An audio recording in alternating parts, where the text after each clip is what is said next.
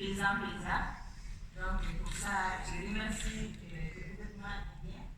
Je remercie la FAO et puis le secrétariat du TD. Donc pour nous, c'est une occasion vraiment très importante pour nous. On est très contents parmi vous ici et partager des expériences et des agriculteurs et agricultrices au niveau de Saint-Bouillon. Donc moi, je suis animateur Traoré, je suis paysan. Je m'exprime au nom des communautés et puis des organisations paysannes. Et donc je suis délégué au niveau du Mali, une organisation nationale au niveau du Mali et aussi qui fait partie du mouvement des organisations internationales d'Adia Campesina et qui est membre du comité international de l'agriculture pour la souveraineté alimentaire. Donc moi, je suis une paysanne, une petite présidente qui dirige une organisation de plus de 10 000 femmes paysannes au sein de cette organisation. Donc j'ai fait la production en agroécologie paysanne, en protégeant, en sélectionnant et en valorisant la biodiversité naturelle, cultivée, élevée aussi du Mali. Donc je voudrais commencer par vous rappeler que nous ne sommes pas des simples gardiens des semences, mais nous sommes avec nos systèmes sémenciers paysans, nous faisons vivre la biodiversité agricole et nous nourrissons les mondes. Hier, j'ai beaucoup appris avec le discours surtout de la présidente qui dit que les paysannes sont des scientifiques. Oui, nous sommes des scientifiques. Parce que nous faisons beaucoup de choses au niveau de nos champs. Donc vraiment, ça m'a j'ai beaucoup apprécié ça. Donc je la remercie beaucoup de ce mot scientifique. Donc, les systèmes sémenciers paysans sont la base de la souveraineté alimentaire et de la réalisation du droit humain à l'alimentation et à la nutrition. Nos systèmes agricoles et alimentaires sont menacés. En effet, au cours des dernières décennies, nos États et nos communautés font face à la pression des entreprises transnationales sémencières et de l'agrochimie qui veulent s'accaparer de nos ressources en nous privant de nos droits. Outre la promotion agressive des semences industrielles et de l'ensemble des pesticides en engrais chimiques qui les accompagnent, le Mali et d'autres pays africains ont été la cible de fortes pressions pour mettre en place des lois favorisant le commerce des semences industrielles ou des cadres de propriété intellectuelle restrictifs, tels que l'IPOR, ou encore des cadres biosécuritaires pour favoriser l'introduction des sujets. Ces initiatives mettent en péril la sécurité et la souveraineté alimentaire du Mali, qui est pourtant promis dans sa loi d'orientation agricole. Alors, la réalisation des droits collectifs aux semences de nos communautés paysannes à travers des mesures juridiques qui reconnaissent, promeuvent et protègent nos systèmes sémenciers paysans et alimentaires est devenue une nécessité. Nous avons organisé de nombreux espaces au sein de nos communautés paysannes en langue locale, parce que la langue que je parle, ce n'est pas ma langue maternelle. Donc j'essaie de m'exprimer quand même à cette langue pour qu'on se comprenne, parce que je vais parler de beaucoup de langues à travers le monde pour peut-être comprendre avec les agriculteurs et les agricultrices.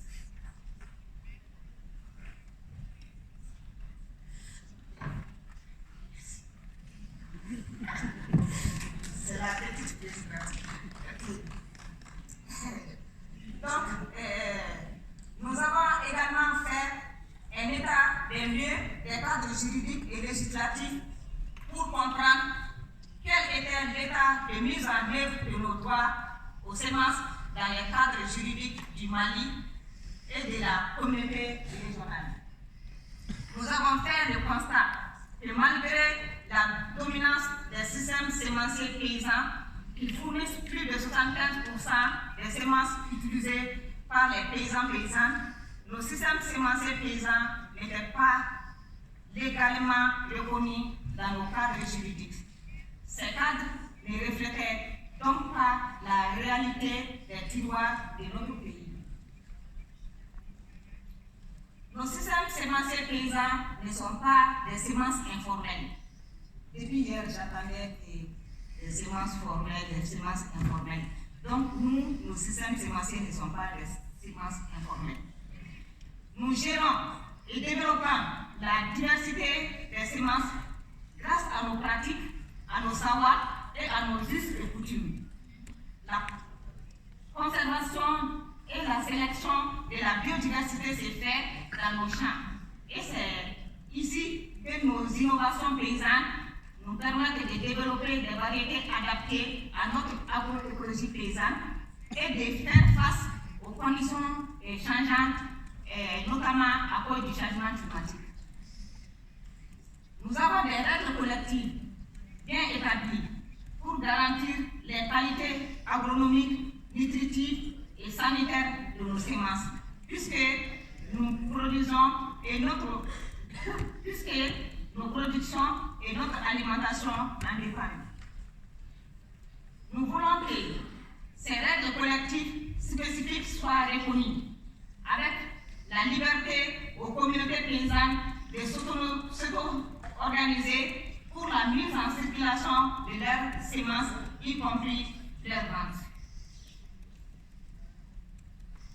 Nous avons ainsi engagé des discussions et concertations avec les représentants du gouvernement, de la richesse, des points focaux nationaux de la CDB, du TIPA, en rappelant les obligations de mise en œuvre de l'article 9 avec référence aux articles 5, 6 et 12, 3, 2 du traité et de l'article 19 de la Déclaration des droits des paysans que notre pays a également adopté.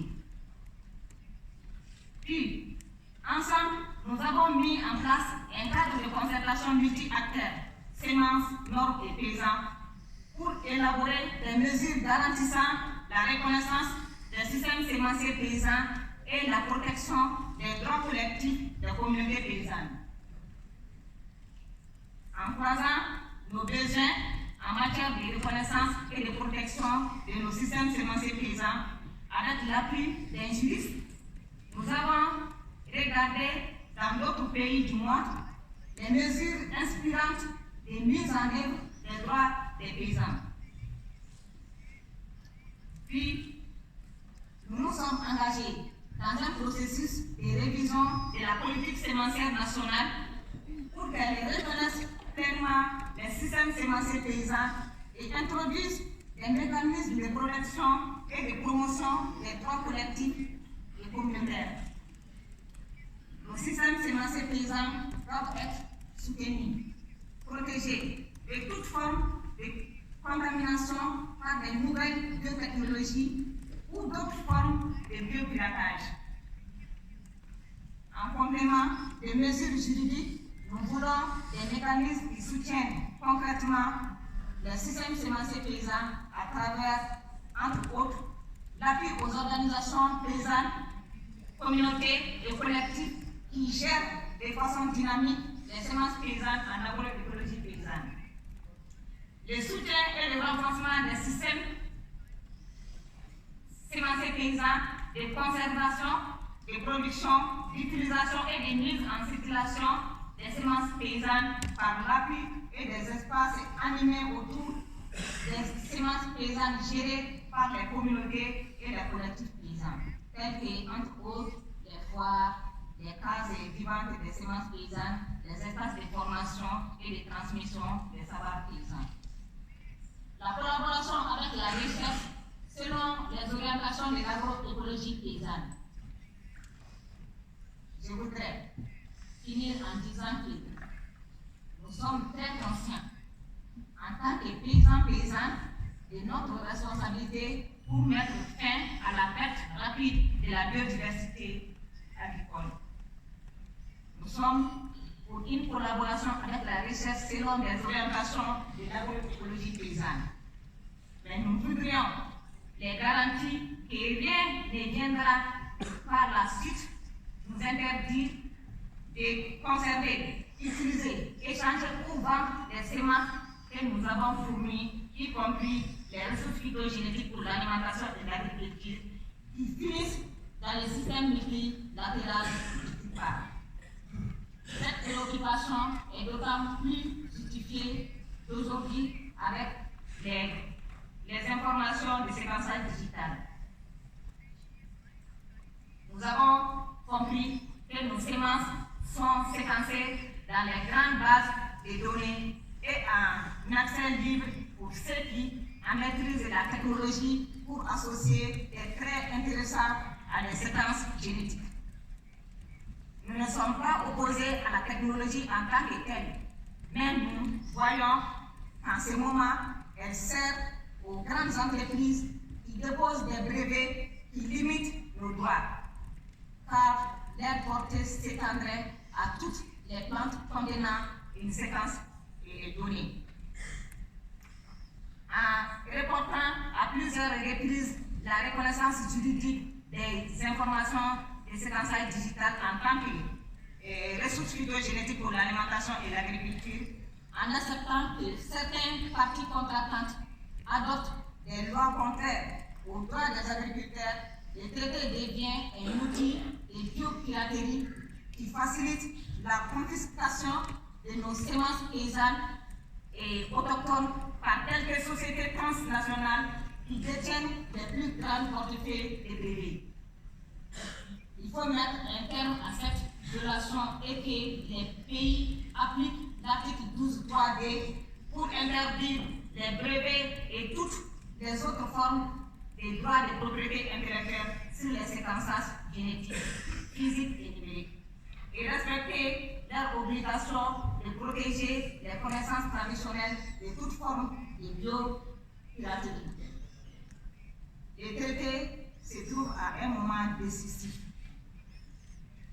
Avec mes collègues, nous devons rappeler à nouveau que sans garantie que nos droits seront respectés, nous serons contraints d'appeler les paysans et les peuples autochtones du monde à cesser de céder leurs semences aux collections des ressources phytogénétiques pour l'alimentation et l'agriculture dans le système multilatéral.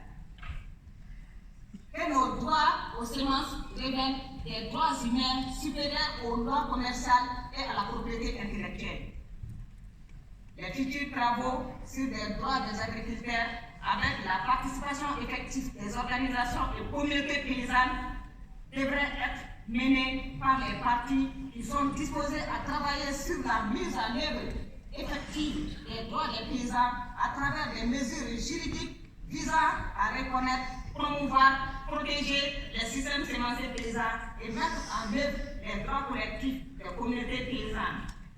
Nos organisations paysannes, à travers le comité de planification, le comité international de planification pour la souveraineté alimentaire, sont prêtes à collaborer dans ce sens et à ces futurs travaux. Je vous remercie. Thank you very much. Experience of work which you have done and also what you have contributed in the